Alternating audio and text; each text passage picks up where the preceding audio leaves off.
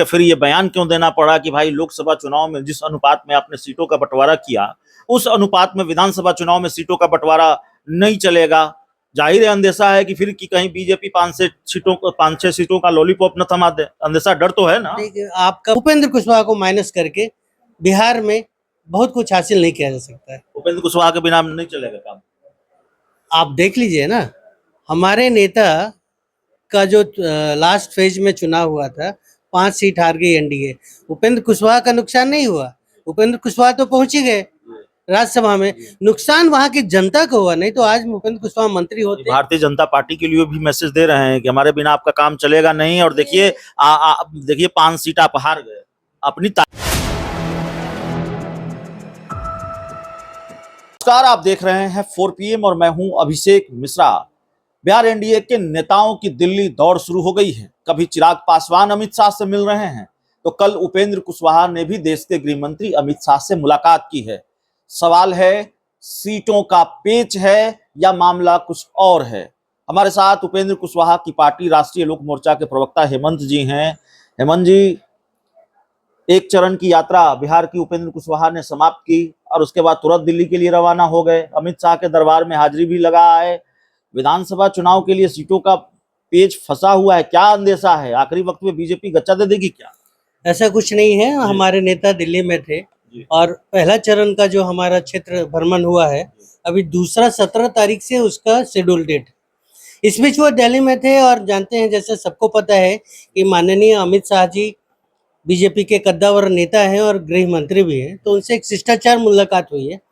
और ये तो बात सही है कि 2025 में चुनाव होना है, आगे भी हो जाए, उससे कोई फर्क नहीं पड़ता। हम लोग तैयार हैं और एनडीए में कोई पेज अभी तक सीट वीट का ऐसा कुछ पेच वेच का बात है ही नहीं। पेच का बात नहीं है, वो पशुपति पारस उदाहरण है। बीजेपी आखिरी वक्त में गच्चा दे देती है, एक भी सीट नहीं दी। डर तो होगा ना, चिराग पासवान को भी है, उपेंद्र कुशवाहा को भी है, बहुत चर्चा है। देखिए, उपेंद्र कुशवाहा का सबको पता है कि इनका जो पार्टी है और कार्यकर्ता है वो 38 जिलों में है और बूथ स्तर तक है। सबसे बड़ा जो, अगर भाजपा और जेडीयू के बात देखेंगे या आरजेडी का बात कर ले, तो हमारा ही वर्कर है जो जमीनी स्तर तक सभी जगह है। और सीट का जहां तक बात है तो हमारे नेता आश्वस्त हैं, हमारा कहीं सीट वीट नहीं फंसा है। ठीक है, पशुपति पारस जी और चिराग के बीच कुछ था, हो सकता है उससे उनका सीट कटा हो। हमारे लिए कहीं कोई इस तरह का कोई नहीं है। ठीक है, फिर ये बयान क्यों देना पड़ा कि भाई लोकसभा चुनाव में जिस अनुपात में आपने सीटों का बंटवारा किया उस अनुपात में विधानसभा चुनाव में सीटों का बंटवारा नहीं चलेगा?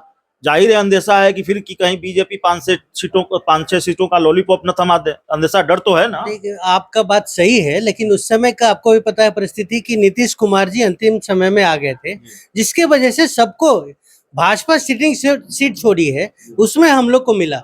तो ये तो जग जाहिर है कि हमारा पूरा पार्टी है और 300 जिला में हम लोग लगे हुए हैं, कार्यकर्ता हैं, जिला अध्यक्ष है, मंडल अध्यक्ष हैं, बूथ स्तर तक के कार्यकर्ता हैं।